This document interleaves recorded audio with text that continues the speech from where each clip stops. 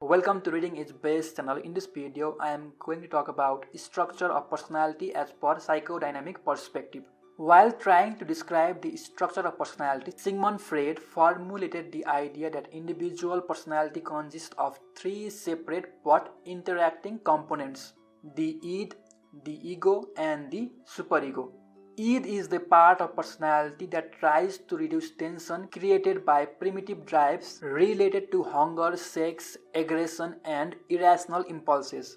If id is left without any restraint, individual will quickly get into legal and moral trouble. Similarly, ego is the part of personality that is based on reality principle, which balances the desires of id and morality of superego. It restrains and limits individual from committing to drives created by id and reduces the harsh moral judgment of superego. It plays the part of balancing the id and superego and helping the person or individual to integrate in society. Whereas superego is the part of personality that harshly judges the morality of individuals' behavior.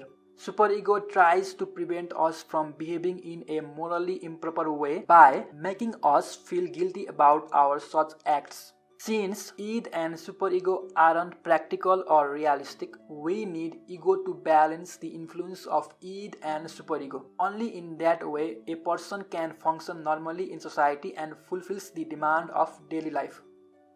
These are the major ideas of structure of personality as per psychodynamic perspective.